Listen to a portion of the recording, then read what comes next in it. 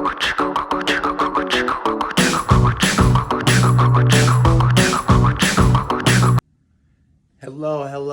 everybody.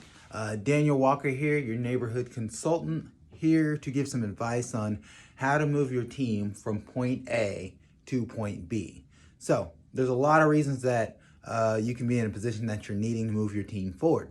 If you are, maybe it's a profitability reason, maybe you want to improve efficiency, or you have a better way or better concept of doing things around the business. So this is primarily for small businesses, but it can be used for organizations. Maybe some aspects will help you in personal development. So what we're going to use today is called Lewin's change model. So Lewin's change model is a dynamic process into moving into a changing phase. So it's a three-step process that has three stages, and I'll go ahead and go through that now. So you have unfreezing. So unfreezing is getting rid of old habits, values, or maybe a culture shift. Moving, which is going to be your new habits and your new values, and refreezing, the new habits or values are solidified. So in refreezing, this is the stage where you're like, okay, we've got this in place. It's finally working. But there's one aspect that we'll get into that helps you stay here and not go back to unfreezing. So let's use an example so we can kind of go through this. So example, let's say you run a car wash, right? You're running a car wash, you're missing some profits, you're missing some money, you think that there's an opportunity. So now you want your team to vacuum, right? So you've got the car wash that you've always been doing, but now you want to add a vacuuming at the end of the car wash for retaining purposes. So you can try to retain some of your clientele. So how do you get your team to want to do that, right? You have to think that way. They're working, they're probably not going to do more work. So how do we get them to want to vacuum these cars now at the end of their cleaning?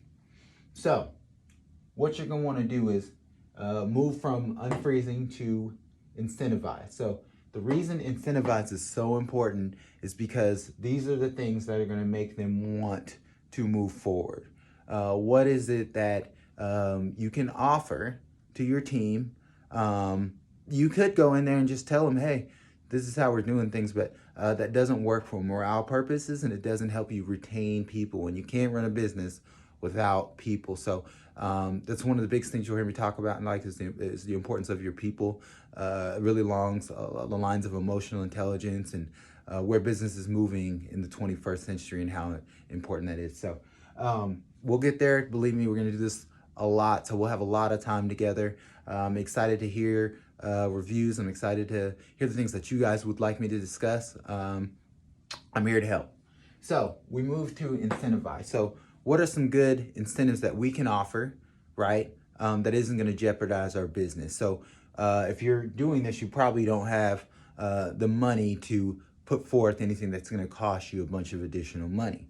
So what I've learned in my time is they can be small incentives. So free lunch, that's a good one, right? Hey guys, if we can hit this profitability margin, or if we can get this many cars done, I'll have a free lunch for you guys.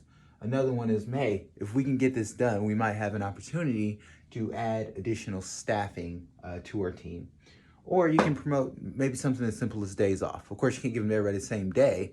That'll ruin your business and probably a bad idea. So you can switch it up, hey, you guys can complete these tasks and we can get to this step. I'll give you an additional day off next week. So you incentivize in order to get to moving. So moving is the phase where those new habits and new values are formed, right? So this is where you're having far less misses. Say you were having 3 misses last week and now you're down to 1.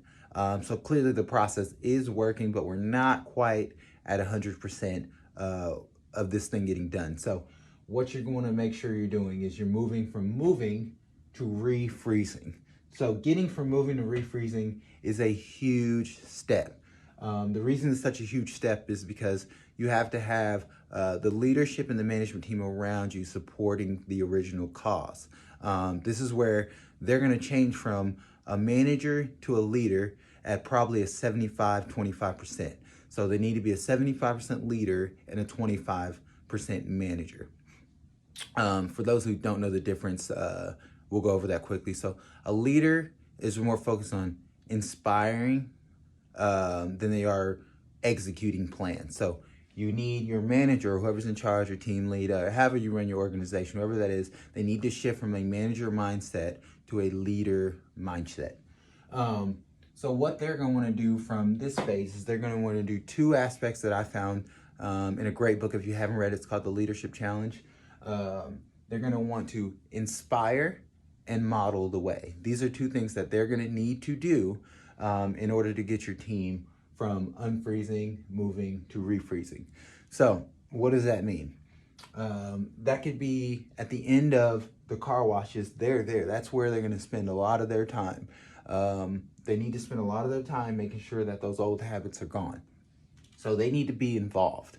That could be helping, right? So when the cars get through and we're at the end, they're there physically helping vacuum the cars with the team. So they're doing it all together. You have your manager and your team working together, vacuuming these cars. That's something that will also inspire your team. So I'm going to go ahead and write that down here for you. Inspire and model the way. So the inspiration that they're going to use is referring back to the incentives, right?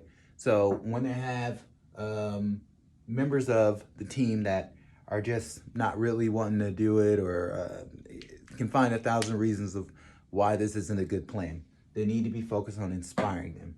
Hey, if we get to point B, don't forget, man, we have that free lunch. I know you love to eat. I love to eat. So that's a great one to focus on. Hey, if we get to point B, don't forget to say, man, we might have the opportunity to hire additional staff or days off, depending on where you are in your organization and how much movement you really have. So your manager has to be able to inspire the team. Now, what you're going to deal with in any change, no matter what the process you use or what the change is, you're going to have to deal with the resistance. Now, resistance is inevitable.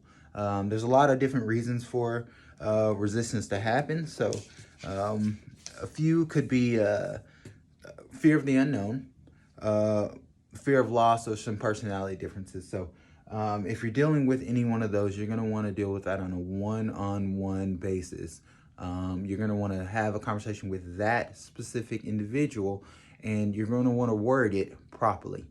This is another morale thing that we have to really hinder on and focus on. You don't want to break completely the status quo. You're just trying to move the status quo an inch or two to the left. You're not trying to completely change it. That's a whole another conversation, a whole nother topic. So to shift the status quo as quietly or as sensitively as you can, have those one-on-one conversations. Your manager should be having those one-on-one conversations like, hey, we're trying to move this here. I've noticed you're not doing that, so what's going on? And listen. You have to be able to listen to your team. They may be able to tell you something about this dynamic that you didn't know or you didn't understand. So make sure that they're listening and providing great feedback. If you do that, eventually I promise you everybody's going to get on the same page, and you'll be able to move here and keep a successful and happy staff and meet that profit line that you were trying to reach.